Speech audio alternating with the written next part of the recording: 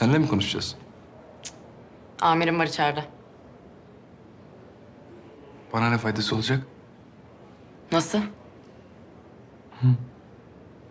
Şalgam istiyorum.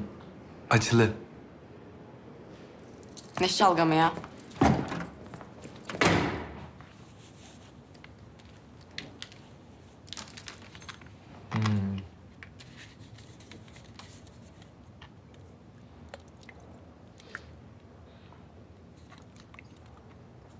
Şu şalgamı bir kere içtim.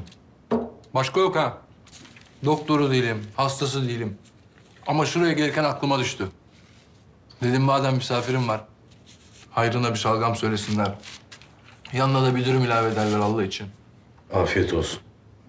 Böyle ayıp oluyor. Şundan koparıp versem diyeceğim ama. Sağ ol. Biz o işi hallettik. Biri yer, diğeri bakarsa kıyamet ondan koparmış. Bu duvarlar bunun için var. Burası Küçük Kıyametler Fakültesi. Dersimiz volta. İsyanımız tıngır mıngır dönen hayata. Sen anladın beni amirim. Anladım. Ne kadar kaldı cezan? Amirim bilmediğiniz yerden sorun yol alalım. Yaz la. Ben sorayım. Son sürat yapalım. Ne istiyorsunuz benden?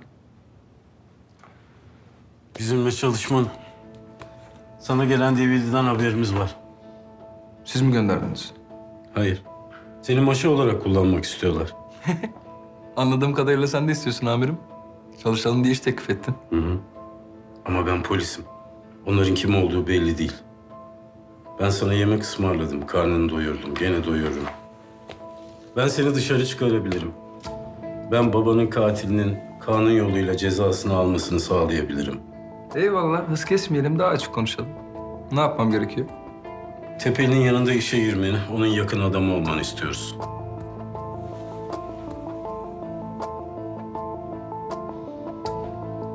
Babamın katiliymiş.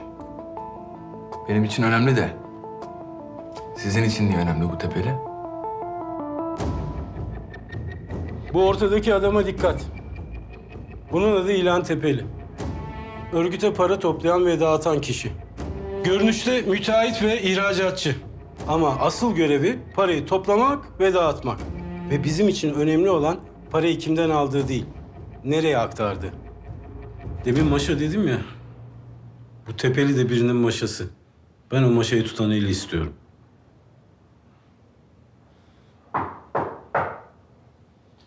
Niye ben? Şu arkadaş gibi bir profesyonel daha iyi yapmaz mı bu işi? Ne de olsa ben adi bir suçluyum. Temiz değilim.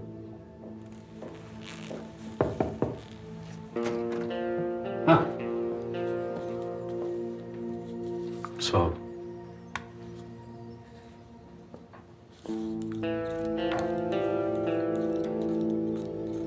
Kaç şeker? Şekersiz. Bu bizim görevimiz. Ama senin için de hayat memat meselesi. Ben bir işe girerken yanımda çalışanların bir omurgası olmasını, o işle ilgili bir meseleleri olmasını tercih ederim. Sen öyle birisin. Biraz ufka, geleceğe bakarsan bizimle çalışmanın senin için faydalı olacağını da görürsün. Hapisten çıkacaksın.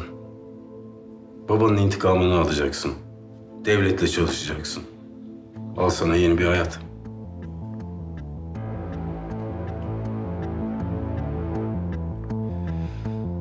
Babamı öldürmüş.